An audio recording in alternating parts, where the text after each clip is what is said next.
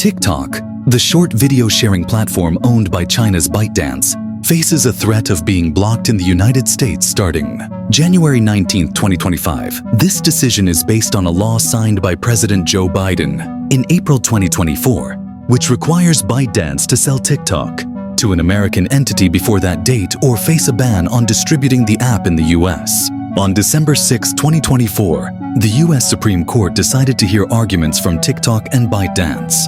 Regarding the law, these companies argued that the ban violates the First Amendment of the US Constitution, which protects freedom of speech. However, on December 19, 2024, the US Supreme Court ruled not to overturn the law, meaning TikTok remains threatened with being blocked in the US starting January 19, 2025. If TikTok fails to sell the platform to an American company before the deadline, the app will be removed from app stores like the Apple App Store and Google Play Store in the US, preventing users in the country from downloading or updating TikTok. However, users who have already downloaded the app will still be able to access it, though without updates or technical support, including content creators who rely on the platform as a source of income. Additionally, several European countries are also considering similar actions, which could affect TikTok's accessibility globally. Further developments regarding TikTok's future in the US will be determined in the coming weeks. Administration's policies. The U.S. Department of Justice, DOJ, plans to ask a federal judge to force Google to sell its Chrome web browser. This move aims to address allegations of illegal monopoly practices related to Google's dominance in internet search. In August, Judge Amit P. Mehta ruled that Google controls about 90% of the internet search market, which is considered a dominant position that could exclude competitors. As part of its efforts to address this issue, the DOJ is now planning to request that Google sell Chrome, one of its main products. If this request is granted, the sale of Chrome could be worth up to $20 billion. Google plans to appeal the decision, arguing that the move could harm consumers. The company is also considering other alternatives, such as ending exclusive agreements with other companies or even dismantling other parts of its business, like the Android operating system. The legal process is still ongoing, and the final decision is expected to be announced in August 2025.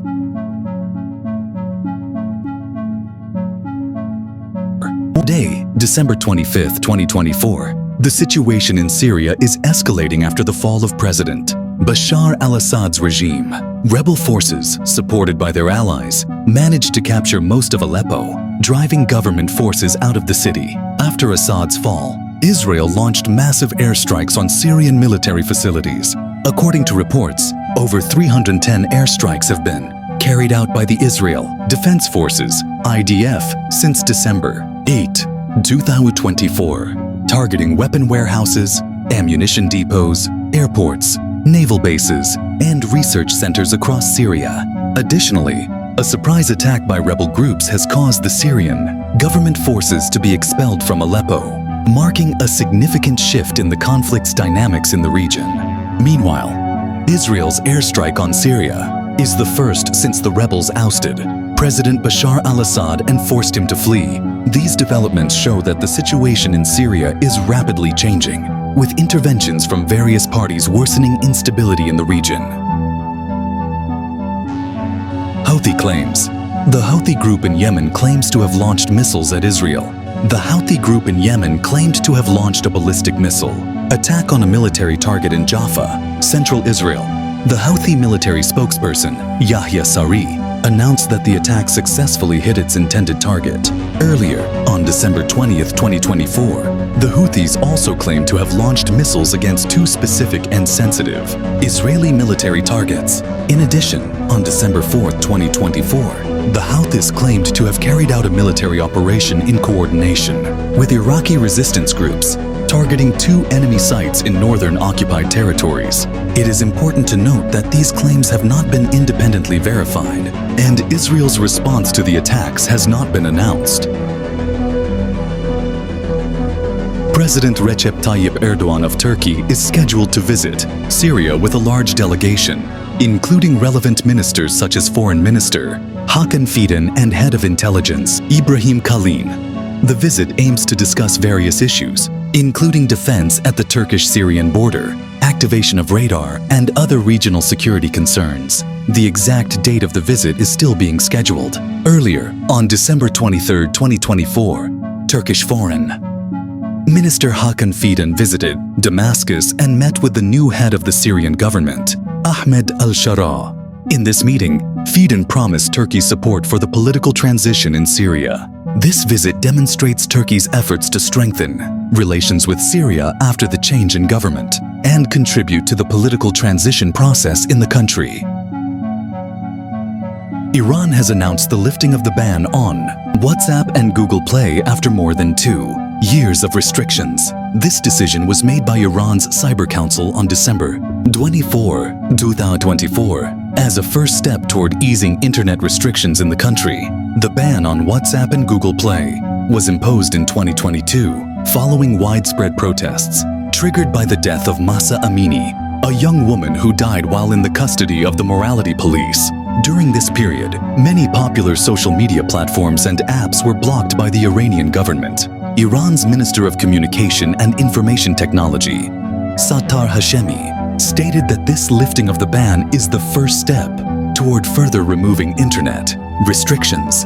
Iranian President Masoud Pezeshkian also emphasized that such bans were not in the people's best interest. While WhatsApp and Google Play have been restored, other social media platforms such as Facebook, Twitter, and YouTube remain blocked in Iran. However, many Iranians with knowledge of technology use VPNs to access these platforms.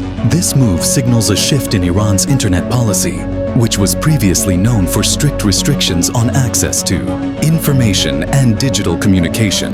The lifting of these bans is expected to improve access to information and communication for the people of Iran. Russia's highest Islamic body, the Spiritual Administration of Muslims, DUM, has revoked a fatwa that previously allowed Muslim men to practice polygamy. The fatwa, issued on December 17, 2024, outlined conditions under which Muslim men could have up to 4 wives, provided they offered equal financial support, separate housing, and divided their time fairly among the wives. However, the fatwa faced sharp criticism from the public and Russian officials, who emphasized that polygamy contradicts the country's laws and traditional values. Nina Ostanina, head of the parliament's Family Affairs Committee, stated that polygamy is prohibited in Russia and goes against the nation's core morals and traditional values. In response to the negative reactions, DUM decided to revoke the fatwa. The council's chairman, Shamil Al-Yaudinov, said the decision was made after considering public feedback and official orders from relevant authorities. It should be noted that while the fatwa was issued, Islamic marriages recognized only religiously hold no legal standing in Russia, and the country's laws continue to prohibit polygamy. Famine in Sudan continues to worsen, with about 24.6 million people needing food aid through February. The hunger crisis in Sudan is worsening due to prolonged conflict between the Sudanese Armed Forces, SAF, and the Rapid Support Forces, RSF. According to the latest report from the Integrated Food Phase Classification, IPC, famine has struck 5 regions, including the Zamzam refugee camp in North Darfur and several areas in South Kordofan. It is estimated that 5 additional regions will face famine between December 2024 and May 2025. United Nations Secretary-General Antonio Guterres has expressed his concern over this situation, emphasizing that more than half of Sudan's population, around 24.6 million people, are facing acute food insecurity. He has called for fast, safe, and unhindered humanitarian access to reach those in need. The conflict, ongoing since April 2023, has resulted in over 20,000 deaths and millions of people displaced. Furthermore, more than 25 million people now urgently require humanitarian aid. Humanitarian organizations, including the World Food Programme, WFP, have stepped up efforts to provide food aid and other support. However, continued fighting and restrictions on the movement of logistics and aid personnel are significant obstacles to the delivery of assistance. This situation requires urgent international attention and support to prevent a worsening humanitarian crisis in Sudan. Prime Prime Minister of Japan, Fumio Kishida, emphasized the importance of strengthening the alliance with the United States through various initiatives and concrete cooperation. In July 2024, during a meeting with U.S. Secretary of State Antony Blinken and U.S. Secretary of Defense Lloyd Austin in Tokyo, Kishida expressed his desire to enhance the alliance's deterrence and response capabilities through discussions and cooperation at various levels and frameworks. One concrete step to strengthen the alliance was restructuring the U.S. military presence in Japan to enhance bilateral coordination.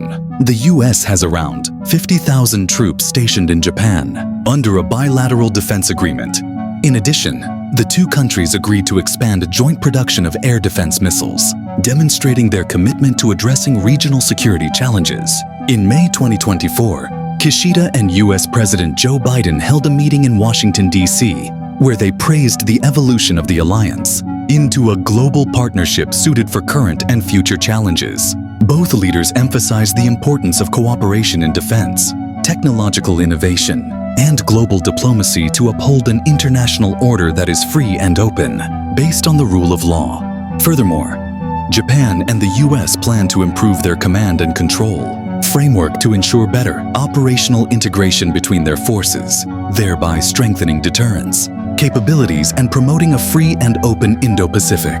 Other initiatives include joint development of intercept missiles to counter hypersonic weapons and collaboration on lunar exploration missions. Kishida also highlighted the importance of gaining a local support in Japan to ensure stable deployment of U.S. forces, especially amid rising cases of sexual misconduct by U.S. military personnel in Japan. This reflects the Japanese government's attention to domestic issues related to the presence of U.S. forces in the country. Overall, the efforts made by Prime Minister Fumio Kishida reflect Japan's commitment to strengthening its alliance with the United States as a cornerstone for maintaining regional and global stability and security.